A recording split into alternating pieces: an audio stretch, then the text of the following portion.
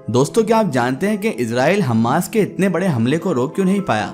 वजह एक ही है, इजराइल के प्रधानमंत्री का अहंकार, इजराइल के प्रधानमंत्री का घमंड, इजराइल के प्रधानमंत्री का गुरूर।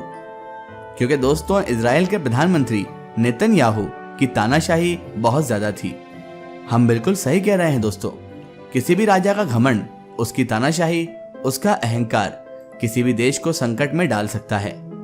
पिछले 50 सालों में हमास की हिम्मत कभी भी इतना बड़ा हमला करने की नहीं हुई, लेकिन जब हमास ने देखा कि इजराइल की जनता ही नेतन्याहू के खिलाफ खड़ी हो गई है, इजराइल की जनता ने ही नेतन्याहू के खिलाफ विद्रोह कर दिया है। इजराइल को नेतन्याहू की तानाशाही ने भीतर से बहुत ज्यादा कमजोर कर दिया था। दोस्तों, दूसरी तरफ इजराइल के बारे में कहते हैं कि इजराइल जो है बड़ी ही पावरफुल कंट्री है, बहुत ताकतवर देश है। यहाँ पर पत्ता हिलने से पहले पेड़ काट दिया जाता है। और दोस्तों, इतना ही नहीं, इजराइल की मोसाद के बारे में तो इतना भौकाल दुनिया भर में मचा हुआ है कि जिसके तो कई देश गुण गाते हुए भी नहीं थकते हैं। ये तो आप और हम सभी जानते हैं। लेकिन आखिर वो क्या कारण था कि ना तो मोसाद को कुछ समझ में आया, ना ही किसी और को। हमास के हमले की खबर किसी को आखिर क्यों नहीं लग पाई? हमास ने समुद्र के रास्ते से पैराग्लाइडर से उड़कर गोलियां बरसाई, 5000 मिसाइलें दाग डाली और इजराइल सोता रहा। तो ये सारे दावे खोखले होते हैं कि इजराइल के पास ऐसा सिस्टम है कि वो सारे हमलों को रोक सकता है, डिटेक्ट कर लेता है और उसके लिए कुछ ना कुछ प्लानिंग भी होती है। दोस्तों, इजराइल के बारे में अगर आप समझना चाहते हैं तो हमें कुछ महीने पहले यानी कि मई जून में जाना होगा। हुआ ये था कि दोस्तों, नेतन्याहू खुद को खुदा समझने लगे थे। किसी भी देश में जब किसी को जनता ज्यादा समय तक गद्दी पर बिठा देती है तो वो खुद को खुदा समझने ही लगता है। उसे लगने लगता है केवल उसका ही वचन है शासन, कोई उससे ऊपर है ही नहीं। यही इजराइल में हुआ। नेतन्याहू ने खुद को सबसे शक्तिशाली बनाने के लिए, खुद को शक्तिशाली साबित करने के लिए इजराइल की संसद से जुडिशियल ओवरऑल बिल पास करा लिया। जी हाँ दोस्तों, जुडिशियल ओवरऑल बिल, आप इसके बारे में इंटरनेट पर भी पढ़ सकते हैं, लेकिन मैं आपको शॉर्ट में यहाँ समझा देता हूँ। ये वो कानून था जिसे अब इजराइल में सुप्रीम कोर्ट सरकार के किसी भी फैसले को गलत बताकर खारिज नहीं कर सकेगा। यानी जो सरकार करेगी वही होगा। नेतन्याहू ने कानून बनाकर सुप्रीम कोर्ट को खुद से छोटा कर दिया।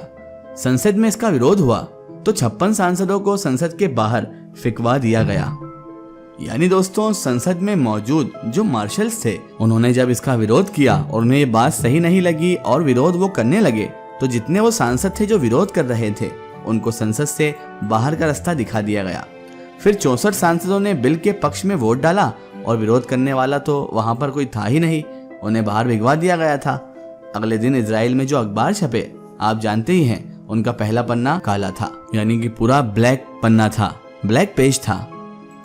इजराइल के अंदर भी अब इसका भयंकर विरोध हुआ। लाखों लोग नेतन्याहू के फैसले के खिलाफ सड़कों पर उतर आए। जब से लोगों को इजरायली सरकार के इस बिल की खबर लगी थी, तब से लोग इसका विरोध कर रहे थे।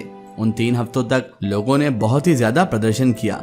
लाखों लोग सड़कों पर रहे, लेकिन नेतन्याहू को खुद को खुदा बनाना था। इतने विरोध प्रदर्शन के बाद भी नेतन्याहू ने यह बिल पास ही कर लिया। कौन सा बिल? Judicial overall bill. और दोस्तों, उस वक्त हालत ये थी कि उधर इजराइल की संसद में इस बिल पर वोटिंग हो रही थी, इधर लोग सड़कों पर इसी बिल का विरोध कर रहे थे। इजराइल की राजधानी तेल अवीव की सड़कें पूरी तरह से लोगों से खचाखच भरी हुई थी। लोगों से जब इसके बारे में पूछा गया तो लोग यही कह रहे थे कि अब बेंजामिन नेतन्याहू रूसी राष्ट्रपति पुतिन की तरह ही हो गए हैं। वो देश को तानाशाही की ओर ढकेल रहे हैं। लोग नारे लगा रहे थे कि या तो हमें लोकतंत्र चाहिए या फिर विद्रोह होगा। पुलिस ने प्रदर्शन कर रहे लोगों को पीट पीट कर खदेड़ दिया। इतिहास गवाह है कि जनता ने जिसको ज्यादा समय के लिए कुर्सी पर बिठाया है ना, वो तानाशाह बनने पर निकल ही पड़ा है।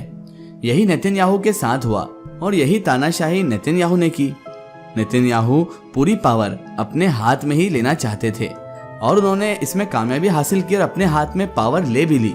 लेकिन इसका बहुत खतरनाक विद्रोह हो गया, इसका बहुत खतरनाक विरोध हुआ और अब इजराइल अंदर ही अंदर भीतर से बहुत कमजोर हो गया। लोगों का भरोसा अपने ही प्रधानमंत्री से उठने लगा था। नेतन्याहू को इसका एहसास हुआ तो उन्होंने कहा कि इजराइल मजबूत लोकतांत्रिक देश है और इस तथ्य को कोई भी नहीं बदल सकता। हम हर हाल में साथ खड़े रहेंगे। आपसी मतभेद के चलते दुश्मनों के सामने देश कभी भी कमजोर नहीं पड़ेगा। नेतन्याहू की सनक ने इजराइल को भीतर से तोड़ दिया था और दोस्तों पूरी दुनिया में फेमस हमास ये सब कुछ बहुत करीब से देख रहा था, पूरी के पूरी प्लानिंग कर रहा था। और इधर नेतन्याहू खुद को इजराइल का सबसे ताकतवर राजा बनाने की कोशिश में लगे थे, क्योंकि इजराइल में गठबंधन की सरकार चल रही है और जिस पार्टी से नेतन्याहू सदस्य हैं उसका नाम लिकुड है। इनकी अपनी ही पार्टी के 32 सदस्य हैं या यूं कहें कि सांसद हैं। इनके पूरे गठबंधन को मिलाकर 64 सदस्य होते हैं। इजराइल की संसद में कुल सांसदों की संख्या 120 होती है। इजराइल का विपक्ष बड़ा मजबूत है। इजराइल में विपक्ष में 56 मौजूदा सांसद हैं। इजराइल की संसद का नाम केनेसेट है दोस्तों। और दोस्तों इसके अलावा इजराइल में लोकसभा राज्यसभा 2 हाउस नहीं है, बल्कि वहाँ तो सिर्फ एक ही हाउस चलता है, उसी का नाम केनेसेट है। ये यरूशलेम में यवतराम में पड़ता है। यहीं सारे कानून बनते हैं और यहीं से राष्ट्रपति भी बनते हैं। अभी पिछला चुनाव 2022 में हुआ है। दोस्तों ये सारी जानकारी मैं आपको इसलिए बता रहा हूँ और कहने का मेरा पर्पस ये है, मतलब ये है कि नेतन्याहू सरकार जो है वो बहुत ज्यादा नंबरों से नहीं बनी है, ज्यादा वोटिंग से नहीं बनी है। इसीलिए ये नेतन्याहू खुद को मजबूत करने के लिए, खुद को पावरफुल बनाने के लिए और इनके निर्णयों को सुप्रीम कोर्ट भी ना बदल पाए, इसके लिए ये सुप्रीम कोर्ट की शक्ति कम करने वाला कानून लेकर आए हैं और इसीलिए उन्होंने ये कानून पास कर दिया है। और ये कानून ये लाते हैं जून जुलाई से भी पहले, और फिर जून जुलाई के महीने में देश में विद्रोह हो जाता है।